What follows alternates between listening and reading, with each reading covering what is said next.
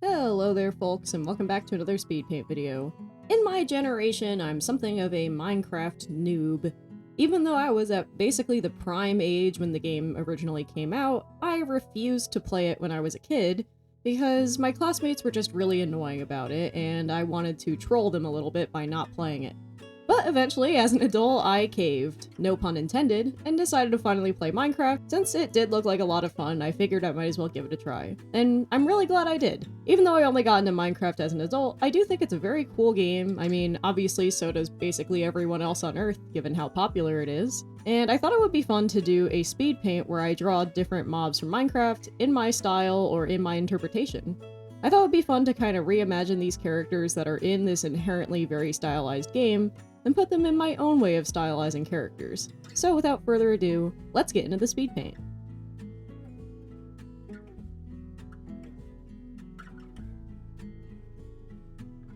First up we have arguably, well, not arguably. First up we have the most iconic Minecraft mob of all time. You know him, you love him. It's the freaking Creeper. The Creeper is just so funny to me. I mean, all my classmates back when I was like a 5th grader were really annoying about the Creeper, but I, as an adult, completely understand why. It is funny looking, it is weird, it's iconic, it's just bizarre, and it's something that is very specific to the world of Minecraft. Like, something like this doesn't really exist anywhere else, not that I can think of anyway, and it's just pretty cool. Of course, the Minecraft Creeper is originally like a broken pig. That's the original story of why it looks like that, why it's tall and weird. But that's not really the direction I ended up going with for the design of this character when I drew it myself. I was actually very inspired by the various mob designs by Nuntoon, who is an illustrator I follow on Tumblr and Instagram. And a long time ago, they did these awesome, like, creeper variants, and I just was in love with how cute they drew their creeper with its big chunky nose. I think, like, canonically, by the community, a lot of people don't think it has a nose. I think it's just supposed to be a frowning face. But I like the idea of it having a big, like, dog-like or cat-like nose, or, I don't know, it just kind of reminds me of a big stuffed animal, in a way. I thought that would be fun to do. For its design here and my interpretation, I really wanted to go with something that's a little bit like a shrubbery or a plant, right? Apparently in the movie, which I haven't seen yet, it does have a clover-like or grass-like texture, which I think is pretty cool. And I do like the interpretation of the Creeper as, like, a plant-like entity that, like, finds something nearby to kill and explode on so it can spread all of its seeds and spores, and then maybe it uses whatever it kills as, like, fertilization, and that's how creepers reproduce. This is, as far as I'm aware, not canonical to the games, like, at all, but I do like that idea quite a lot. So that's what I ended up doing for this Creeper interpretation. It's a plant that approaches something with the intent to kill, so that way it can use it to grow a new creeper in the future. For my interpretation of how the creeper explodes, I have it so it basically shrinks down its body and just, like, blows up from the top of its head, was my thought. I thought that would be kind of like a funny implied animation to do in this illustration here. I thought it would be kind of fun and funny. I also did my interpretation of the charged creeper, which personally I have never encountered while playing the game. I don't know how rare or common it is for a creeper to get struck by lightning. Intuitively, I want to say it's not common at all, but I don't know, I just thought it was kind of neat. I kind of forgot it was even a feature until I was looking at the wiki for reference pictures while working on this speed paint, and I thought it would be fun to give my interpretation of the charged creeper with glowing eyes and a more powerful aura to really give the impression like this thing is so dangerous and crazy. It's very fun to interpret this cutie as like a chunky, fluffy, weird, but dangerous creature, and I think I really got the vibe I was going for while working on this creeper.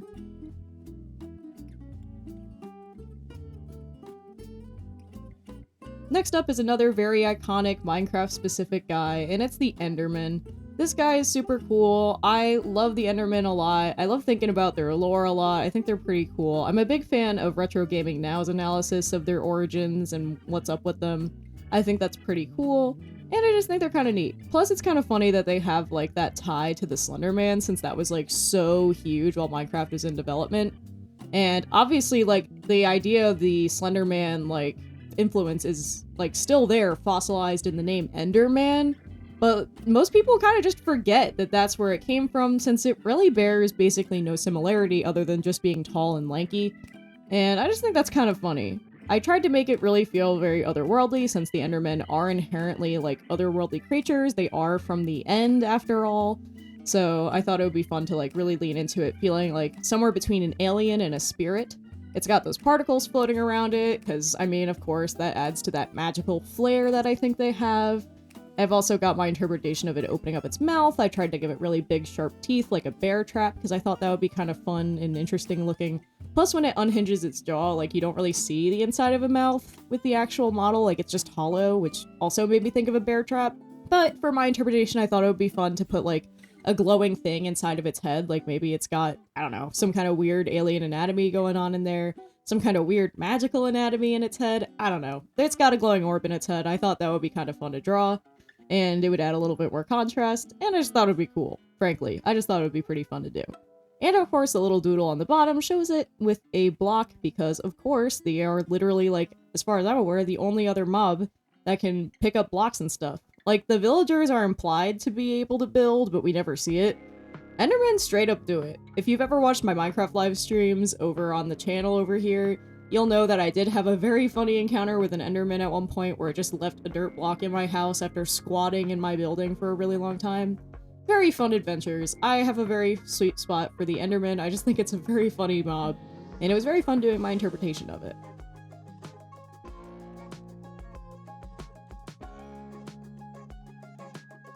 Next up, we have a whole family of mobs all together, and it is the golems. I think the golems are pretty neat. I think they're very charming. I, for one, am a big fan of how the iron golem looks in the Mizuno 16 craft texture pack, which is my favorite texture pack to use whenever I use Minecraft.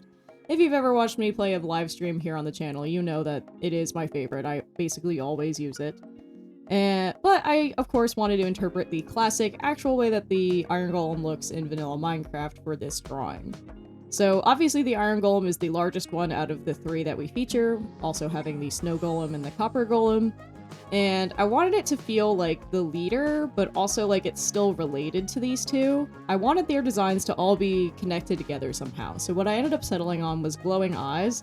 Since the copper and iron golem both have like eyes with little glowing spots, the snow golem actually just has a dark jack-o'-lantern for its head, but I thought it would be way more appropriate if its head was glowing, since jack-o'-lanterns do glow and that all the other golems have glowing eyes, and I just thought it adds to that magical quality, because it's like, how is the inside of this jack-o'-lantern lit up but this thing isn't melting, you know? Like, there's something there that I think could be fun, so that's what that guy's doing.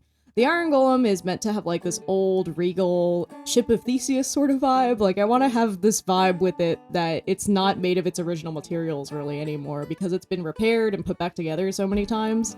Because it's just old and has been protecting its village for a long time. I wanted it to have like this big chonky silhouette to really emphasize like the way it feels when you walk up to one of these things when playing the game, because they're so huge and wide. So I really exaggerated that quality. I wanted it to feel just like huge and impenetrable, like a big stone wall was kind of my thought. And of course I had to cover it in lots of vines, because that's one of my favorite things about the iron golem, is that it has all sorts of plants growing on it, which adds even more to the sense that it's like an aged artifact that has been protecting its community for a really long time. And of course I had to have its eyes look sufficiently intimidating. I like the idea that it's looking down on you from a really high height, because it just dwarfs the player because of its large size. And of course it's got those glowing pupils to connect it together with the other mobs. Of course there is also the snow golem. Like I said, I wanted it to have a very glowing face, which is the most different thing from the vanilla version that I did with this interpretation. I also gave it a nice big vine on top of its head because I thought it would make its silhouette cute. And pumpkins are a vining plant, and whenever I've ever gotten a pumpkin from like a patch when I was a kid, it often had a huge stem we ended up having to cut off just to harvest it from the field. So I like the idea that maybe this pumpkin was harvested a little sloppily and it still has like a big stem and a leaf on it. I thought that would be kind of cute. And yeah, I just want this thing to be cute, a little bit sloppy, because I feel like the snow golem looks like it's just like barely put together. I don't know, I wanted it to feel cobbled together in a way that was very charming and handmade, and that's what I was going for with the snow golem. The copper golem, of course, is super cute. I really liked it for its mob vote like thing back in the day, but I'm glad that it's finally back in the game. Like, actually, it's really cool that old scrap mob vote mobs really can make it in the game later. The copper golem's super cute. I was having my first interactions with it in the single player Minecraft world a little while ago. I can't remember if I was playing that on stream or not, but they are really cute. I like that they sort your inventory for you. I like that they just, like, get bored when you have nothing left to sort, so they just keep wandering back and forth between two things because they're like, everything's sorted, what am I gonna do? I just think that's super cute. They also kind of remind me a little bit of the Pokemon Baltoy. I can't really explain why. I guess it's because they're small and they're brown and they have like this sort of character design about them with the long arms that reminds me of this Pokemon. I don't know. I just think it's super cute. I tried to give it an extra big nose because I just think that makes for a very charming design. Honestly, a big, like, ovular nose like that kind of reminds me a bit of a koala whenever I draw it, so I don't know. I just thought that would make it extra cute. It's just a cute little weird ancient type creature, but this one's definitely less, like, worn down than the big iron golem. Like, it's a newer guy, and that's because it's a newer mob, you know? I thought it would be fun to allude to that by making it look a little less worn out. And I just think it's super cute. Overall, I just really like the golem family a lot. I think they have a lot of cool ways you can interpret them and, like, redesign them. I tried to go pretty close to vanilla for these designs, but honestly, one of these days I'd love to do, like, a more crazy interpretation of them, just because I think they're pretty neat.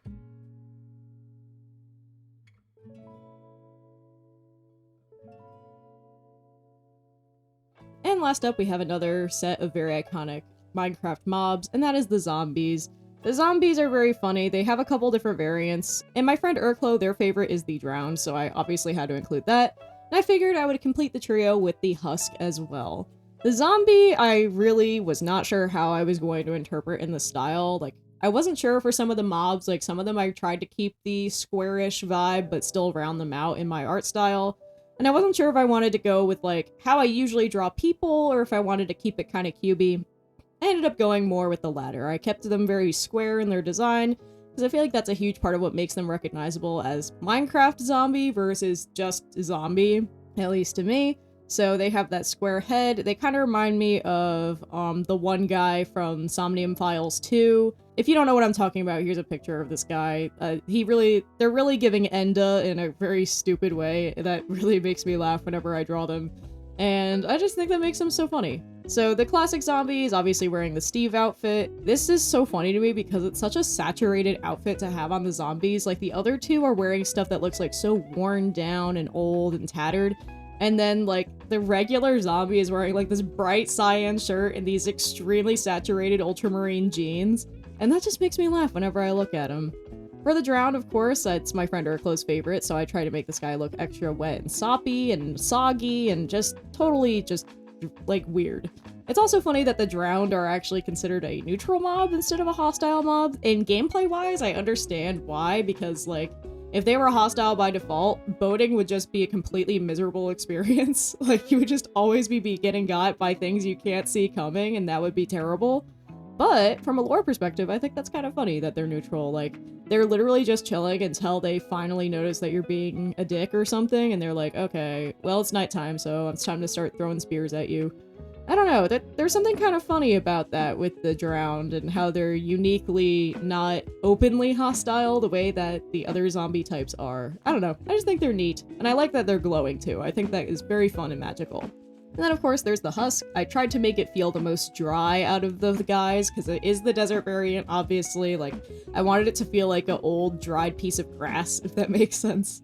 It doesn't have, like, any drool coming out of its mouth or, like, a rip in the mouth like I did with the other two, because I wanted them to feel like they were drooling and weird and slobbery. Because, I don't know, that's kind of how I just picture zombies in my head. It's hard to say. I don't think about zombies very often. But I wanted the husk to feel extra dry and raisin-like it's extra, like, sunken in with its cheeks, with its stupid square cheeks. It looks really silly.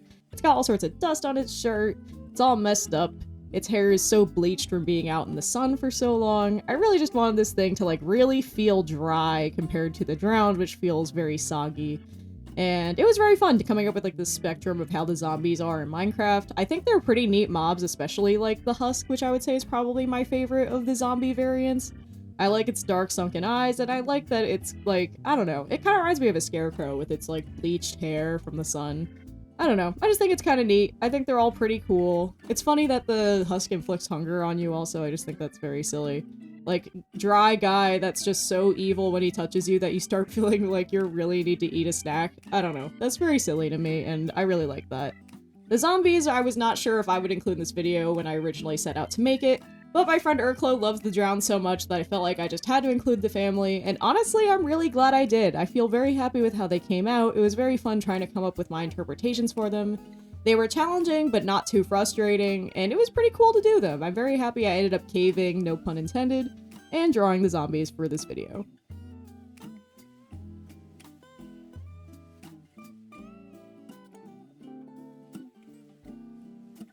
And with that, that's all that I've got for this video, so thank you all so much for watching.